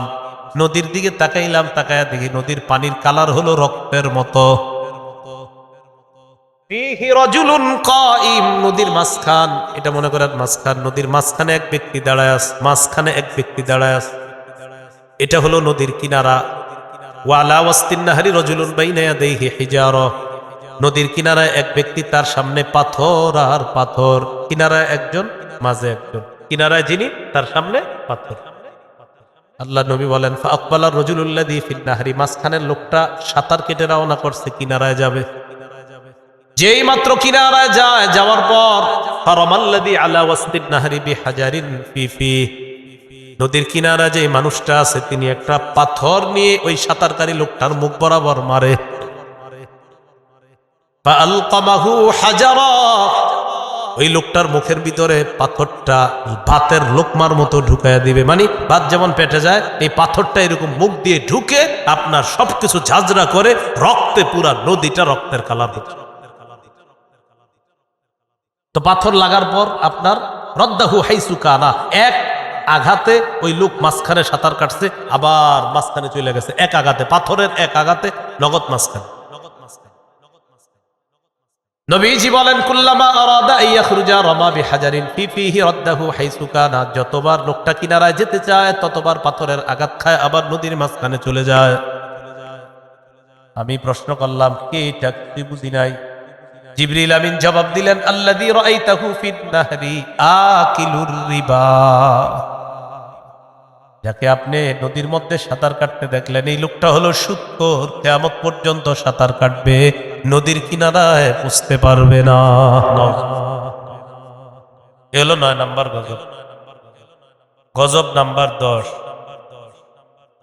সুদ খাওয়া, দুনিয়া ধ্বংস করা, আখেরাত ধ্বংস করা। দুনিয়াও ধ্বংস তো করলেন, আখেরাত জাহান্নাম কামাই করলেন, জান্নাত হারাইলেন। বলেন নাউজুবিল্লাহ। সহিহ বুখারীর বর্ণনা 2766 নম্বর হাদিস। হ্যাঁ, যারা দেয়, একজন জিজ্ঞাসা করছে যারা কি করে, সব একই ক্যাটাগরি আসবে। যারা দেয় হ্যাগো কি অবস্থা, ভিডিও আসতেছে, পুরাটা শোনেন না, বয়ানটা শোনার পরে আর প্রশ্ন থাকবে না। হ্যাঁ, নাম্বার গজব, যারা সুদি লেনদেন করে। একজনে কয় যারা দেয়, যারা লেনদেন, সুদি লেনদেনই যারা করে। একজনে কয় যে সুদ দেয়, তো দেয় যে ওই তো খায়। হ্যাঁ, এটা একটা। যে সুদ দেয় ও সমান অপরাধী, মানে সুদের টাকাটা যে দেয় ও সমান অপরাধী।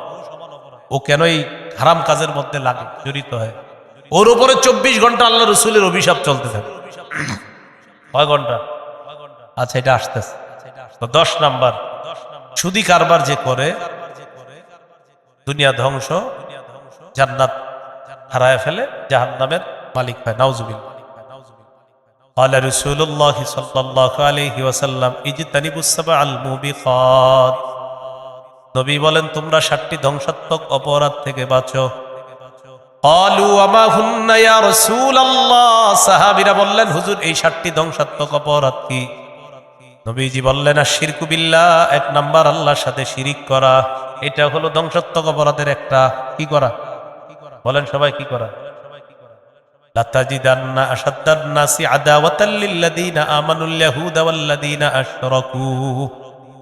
ঈমানদারদের সবচেয়ে বড় শত্রু হলো ইহুদি এবং মুশরিকরা। বাংলাদেশে 90 ভাগের বেশি মুসলমান। এই দেশেও ইদানিং কালে কিছু মুশরিক আমাদের উপর প্রভাব বিস্তার করতে চায়। সবাই তৈরি থাকেন, সতর্ক থাকেন। এই জাতীয় মুশরিক যারা আছে, এদেরকে দমানোর জন্য বাংলাদেশের এখনো সুযোগ আছে। পররাষ্ট্র নীতিতে বাংলাদেশ কিছু বুঝতে হবে। না বুঝলে যারা বুঝে এদেরকে ডাকেন। পরার ডিমের পররাষ্ট্র নীতি কি করতেছে না করতেছে কিছুই বুঝতে। পররাষ্ট্র নীতি ওলামায়ে কেরাম ডাকেন, ওলামায়ে কেরামদের মধ্যে কাউরে ডাকেন, ডাকলে আপনাদেরকে বুঝাবে পররাষ্ট্র নীতি কারে বলে।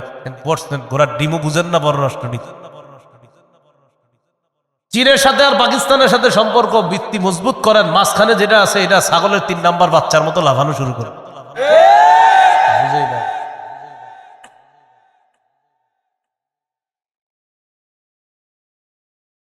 কি করে না, কি নীতি করে না নীতি করে। রাষ্ট্রনীতি নিয়ে নাকি পড়াশোনা করে। পড়াশোনা করে কি পড়াশোনা করেন তো বুঝি না। রাষ্ট্রনীতি আমরা তো পড়ি না। আসেন রাষ্ট্রনীতি কারক আপনার খালি কতক্ষণ বলে আপনি দেখবেন কি আমরা পুইরাই তুলে তো পাইলাম, পাইবেন কি আপনি পড়েন নাই? হেদায়া একটা কিতাব আছে, কিতাব হেদায়া, মাওলানার 2 বছর আগে পড়া। এটা এই কিতাব ছাত্রদেরকে রাষ্ট্রনীতি যত নীতি আছে সব পড়ায় দেয়। আমাদের কবি মাদ্রাসার ছাত্রদেরকে মাওলানার 2 বছর আগে যত নীতি বলবেন, সমাজনীতি, অর্থনীতি, রাষ্ট্রনীতি, এই নীতি ওই নীতি ওই নীতি, সব নীতি পড়ায়। কয় বছর আগে মাওলানা? 2 বছর আগে। তো বুঝেন বেটা, মাওলানা হইলে কোথায় যায়? মুশরিক সবচেয়ে বড় সত্য। 7টি অপরাধ ধ্বংস করে ছাড়বে আমাদের। 1 নাম্বার শিরিক। এই বছর শিরিককে যেইভাবে শুভেচ্ছা জানানো হয়েছে, এই বছর যারা জানান নাই মনে যে ভুল করছেন, নাম লিস্ট দিতে পারে যে কেন জানান না। এরকম শিরিকের শুভেচ্ছার হিরিক লেগে গেছে, চোখে পানি এসে পড়ছে আমার যে শিরিকে এই পরিমাণ শুভেচ্ছার হিরিক লাগছে। মুসলমান এটা করলো কিভাবে, পারলো কিভাবে? এ হলো 1 নাম্বার শিরিক করা। 2 নাম্বার সিহরু, জাদু করা। 3 নাম্বার কতলুন নাফসিল্লাতী হারামাল্লাহু ইল্লা বিল হাক্কি, অন্যায়ভাবে কাউকে হত্যা করা। 4 নাম্বার আকলুর রিবা, সুদ খাওয়া। 5 নাম্বার আকলু মালিল ইয়াতীম, এতিমের সম্পদ অন্যায়ভাবে ভক্ষণ করা। 6 নাম্বার তাওয়াল্লি ইয়াউমাজ যাহফি, জিহাদের ময়দান থেকে পলায়ন করা। 7 নাম্বার কযফুল মুহসানাতিল মুমিনাতিল গাফিলাত, সতীসাধী মুমিন নারীর উপর মিথ্যা অপবাদ দেওয়া। সতীসাধী মুমিন নারীর উপর মিথ্যা। পুকুরের দক্ষিণ পাশের এক মেয়ের বিয়ে ঠিক হয়েছে, মেয়েটা আসলে ভালো, আপনাদের এলাকাবাসীও সাক্ষী দেয় মেয়েটা ভালো। তো বিয়ে ঠিক হওয়ার পর আমাদের সমাজের কিছু মানুষের অবস্থা এমন, আরেকজনের একটা মেয়ে ভালো জায়গায় বিয়ে হোক, এটা আবার পাশের ঘরের হ্যাঁ পছন্দ করে সবাই না, ক্ষেত্র বিশেষ। এখন দেখেন এই যে আমি এই কথাটা বললাম, এখন অনেকে বলবো হুজুর এটা আপনি কেন বললেন? ভাই আপনারই বলছি আমি, আপনারই অভ্যাস আসেনি সেটা বল। যদি বলেন না তো আপনার লাগলো কেন, তার মানে আপনার অভ্যাস আছে এটা। এই বিষয়টা না আমি মানে বুঝাইতে পারি না অনেক। তো কি করে মেয়ের বিয়ে ঠিক হয়েছে, এখন ওই বরের পক্ষের একটা নাম্বার কিভাবে যেন কালেক্ট করে ফোন দেয়, আসসালামু আলাইকুম। ওয়ালাইকুম সালাম, মাদারীপুর অমুক এলাকার পুকুরের দক্ষিণ পাশের একটা মেয়ের বিয়ে ঠিক হয়েছে আপনার ছেলের সাথে, শুনলাম কবে বিয়ে? হ্যাঁ জি জি আগামী শুক্রবারে বিয়ে। তো মেয়ের সবকিছু জানছেন তো? মেয়ের কি জানতো? ফাইনাস কিছু বলে নাই। কি বল? তাহলে আপনারে সব ডিটেলস বলে নাই কিছু? মেয়ের বাপ বা পরিবারের লোকেরা বিস্তারিত কিছু বলে নাই? তো কি বলবে? ও আচ্ছা, তাহলে আপনারা জেনে শুনে আগান নাই না। আচ্ছা ঠিক আছে, রাখি। সালাম আলাইকুম। আমায় গেছে, দুনিয়া বরবাদ করলেন, আখেরাত বরবাদ। কাযফুল মুহসানাতিল মুমিনাতিল গাফিলাত, একটা সতীসাধী মুমিন নারী মেয়ের উপর মিথ্যা অপবাদ দিয়ে দিলেন, আপনি তার বিয়ে ভেঙে দিলেন, আল্লাহ আপনাকে ছাড়বে না। এই 7টা অপরাধ ধ্বংস করে, এর মধ্যে একটা হলো সুদ খাওয়া। এইগুলো 10 নম্বর গজব। গজব নাম্বার 11, বলেন যে সুদ খায়। এবার বলেন যে সুদ দেয়, যে সুদ নেয়, যে সুদের কারবার লেখে। এটা 3বার বলেন। যে সুদের কারবার লেখে 3বার বলেন। আবার বলেন, আবার বলেন। অ্যাকাউন্টের ছাত্র যারা আছেন তারাও বলেন, বলেন কোথায়? কমার্সের ছাত্ররা কোথায়? কি যে সুদের কারবার? আরো জোরে বলেন। হ্যাঁ, আর যে সুদের সাক্ষী দেয়, এই 4জন। যে সুদ দেয়, যে সুদ দেয়, যে সুদের কারবার লেখে লেখে লেখে লেখে, আর যে সুদের সাক্ষী দেয়। 4 শ্রেণীর উপর আল্লাহ নবীর অভিশাপ। নাসাইর বর্ণনা 5103 নম্বর হাদিসে আল্লাহ নবীর বর্ণনা। আলী রাদিয়াল্লাহু তাআলা আনহু বলেন, আন্না রাসূলুল্লাহ সাল্লাল্লাহু আলাইহি ওয়াসাল্লাম লানা আকিলার রিবা ওয়া মুকিলা ওয়া কাতিবা ওয়া শাহিদা। যে ব্যক্তি সুদ নেয়, যে সুদ দেয়, যে সুদের কারবার লেখে, যে সুদের সাক্ষী দেয়, সবার উপর আল্লাহ নবীর অভিশাপ। নাউজুবিল্লাহ। আপনাদের সন্তান যারা পড়াশোনা করতেছে, দোয়া করি তাদেরকে আল্লাহ হালাল চাকরির ব্যবস্থা করে দেন। সুদি কারবার আছে এমন জায়গায় যেন তাদের চাকরি না হয়, দোয়া করি। এগুলো 11 নাম্বার। 12 নাম্বার গজব, বলেন জেনে শুনে সামান্য সুদ খাওয়া। 36 বার ব্যভিচারের চেয়ে বড় গুনাহ করা। মুসনাদ আহমদ হাদিসের কিতাব 21957 নম্বর হাদিস। قال رسول الله صلى الله عليه وسلم درهم ربا يأكله الرجل وهو يعلم أشد من 36 زنا। জেনে শুনে 1 দিরহাম পরিমাণ সুদ খাওয়া, সামান্য সুদ খাওয়া 36 বার জিনা করার চেয়ে বড় অপরাধ করা। এগুলো 12 নম্বর। 13 নম্বর গজব, নবী বলেন এমন একটা জামানা আসবে সবাই সুদ খাবে, যদিও সুদ না খায় সুদের হাওয়া সবার গায়ে লাগবে। কি বলছ? এমন একটা জামানা আসবে সবাই সুদ খাবে, না খাইলেও সুদের হাওয়া সবার গায়ে লাগবে। আবু দাউদের বর্ণনা 3331 নম্বর হাদিসের বর্ণনা। নবীজি বলেন লা ইয়াতিয়ান্না আলান নাসি জামান লা ইয়াবকা আহাদুন ইল্লা আকালা রিবা। আমার উম্মতের উপর এমন একটা সময় আসবে যেই সময় সবাই সুদ খাবে। ওয়া ইল্লাম ইয়াকুলহু, যদিও সবাই ডাইরেক্ট সুদ না খায়, সাবাহু মিন বুখারিহি, সুদের হাওয়া সবার গায়ে লাগবে। সুদের হাওয়া সবার গায়ে লাগবে। এরে আমি বুদ্ধি দিয়ে নিয়ে গেছি আসরের পরে, চলেন 1 কাপ চা খাও। আপনি চা খাওয়াইছে 1 কাপ 5 টাকা, তো ওনার কোনো গুনাহ হবে না, উনি যে চা খাইছে। তো যে 5 টাকার চা খাওয়ানো হয়েছে 5 টাকা ছিল সুদের, ওনার কিন্তু গুনাহ হবে না। কিন্তু এই যে সুদের টাকায় ওনারে খাওয়াইয়া দিলাম, এখন উনি মাগরিবে গিয়ে দাঁড়াইছে, আল্লাহু আকবার, নামাজে মজা পায় না, এশার নামাজে মজা পাইতেছে না, কিন্তু উনি বুঝতেছে না ঘটনা কি। আমি ফজর বললাম মজা পাইছি, জোহরে মজা পাইছি, আসরে মজা পাইছি, মাগরিব এশায় মজা পাচ্ছি না কেন? আল্লাহ কোরআনে বলছে কুলু মিনাত তাইয়্যিবাত ওয়া আমালু সালিহা। ও রাসূলগণ, নেক কাজ করার আগে আগে হালাল খান, পেটে হালাল থাকবে, নেক আমল করবেন, তখন মজা পাবেন। এই বেচারা যদিও সুদ খায় না, তো সুদের হাওয়া ধোঁয়া তার পেটে ঢুকাইয়া দিছি, এই কারণে এখন নামাজে 2-1 দিন মজা পাচ্ছে না সে, কারণ ভিতরে তো ধোঁয়া কাজ করে। তো নবীজি বললেন ডাইরেক্ট না খাইলেও হাওয়া লাগবে। 14 নম্বর গজব, আল্লাহ না করেন যারা সুদ খায় এই অবস্থায় যদি তাদের মৃত্যু হয়, আল্লাহ নিজের উপর ওয়াজিব করে নেয় যে তোরে আমি জান্নাত দিব না। আল্লাহ ওয়াজিব করে নেয় যে ওরে আমি জান্নাত দিব না। আল মুস্তাদরাক লিল হাকিম হাদিসের একটা কিতাব আছে, 2260 নম্বর হাদিসের বর্ণনা। এই হাদিসের মধ্যে আসছে আন আব্দুল্লাহ ইবনে উমর রাদিয়াল্লাহু তাআলা আনহুমা قال আরবাউন হাক্কুন আলাল্লাহ আল্লাহ ইদখিলাহুমুল জান্নাহ ওয়া লা ইউযিকুহুম নাঈমাহা। 4 শ্রেণীকে জান্নাত না দেওয়া আল্লাহর হক। কয় শ্রেণী? 1 নাম্বার মুদমিনুল খামরি, যে মদ খায়। 2 নাম্বার ও আকিলুর রিবা, যে সুদ খায়। 3 নাম্বার ও আকিলু মালিল ইয়াতীম, যে এতিমের সম্পদ অন্যায়ভাবে ভক্ষণ করে। 4 নাম্বার ওয়াল আকুলি ওয়ালিদাই, পিতা মাতার নাফরমান সন্তান। এই 4 জনকে জান্নাত না দেওয়া আল্লাহর হক। বলেন নাউজুবিল্লাহ। গজব নাম্বার 15। এটা শোনার পর আপনারা বলবেন নবীজি বলছে হবে, আর আপনারা বলবেন হবে নাকি হয়েছে। আগে শোনেন। আত-তারগীব ওয়াত-তারহিব কিতাবের নাম 3 নম্বর খণ্ড, 70 নম্বর পৃষ্ঠা। নবী বলেন বাইনা ইয়াদাই সাআতি ইয়াজহারুর রিবা ওয়াজ-জিনা ওয়াল-খাম। কিয়ামতের আগে ব্যভিচার বাড়বে, সুদের কারবার বাড়বে, মদের কারবার বাড়বে। নবী বলছে বাড়বে, আপনারা বলেন। নবীজি বলেন কিয়ামতের আগে ব্যভিচার বাড়বে। এই ব্যভিচার আবার কেমন ব্যভিচার? ঘরে ঘরে ব্যভিচার। রাতের বেলা মা বাবা এক রুমে ঘুমায়, সন্তান আরেক রুমে ঘুমায়, মোবাইলে কার সাথে জানি ব্যভিচারে লিপ্ত হয়ে যায়। বুখারীর বর্ণনা, চোখের জিনা আছে, কানের জিনা আছে, কলবের জিনা আছে, অন্তরের জিনা আছে। মোবাইলে প্রথম পরিচয় হয়, পরিচয় হওয়ার পর কয় কণ্ঠটা তো অনেক সুন্দর, কলবের জিনা শুরু হয়ে গেল। কল্পনা, আপনার সাথে দেখা করতে চাই, যে কথার জিনা শুরু হয়ে গেল। কান দিয়ে তার কথা শুনতে চায়, কানের জিনা। যেদিন দেখা করবে সেদিন সেন্ট লাগায় গেছে, যাওয়ার পর মেয়েটার গায়ের গ্রান নিয়েছে, এটা হলো তার নাকের জিনা। এবার মেয়েটাকে দেখতেছে চোখ দিয়ে, এটা হলো তার চোখের জিনা। যদি তার গায়ে স্পর্শ করে, এটা হলো হাতের জিনা। ওয়াল ফারজু ইউসাদ্দিকুহু যালিকা, লজ্জাস্থান জিনাটা বাস্তবে রূপ দেয়। বলেন নাউজুবিল্লাহ। ঘরে ঘরে হচ্ছে, ঘরে ঘরে। নবী বলছে জিনা বাড়বে। ওয়ার রিবা, সুদের কারবার বাড়বে। 3 নাম্বার আল খামরু, মদ বাড়বে। এই মদ মানে আবার যুবক ভাইয়েরা শুনেন, মদ মানে মাদক দ্রব্য যা আছে সব বাড়বে। ইয়াবা, বাবা, গাজা, হিরোইন, ফেন্সিডিল, আফিম, কানাডাডাই, মাস্তুদ, শ্যাম্পেন, ডাইল ইত্যাদি যা আছে সব। হ্যাঁ, অনেকে হুজুর আপনি এত কিছু জানেন কেমন এই নামগুলা? আমার একটা ওয়াজ আছে, দেখবেন মাদক দ্রব্য বয়ানের বিষয় কি।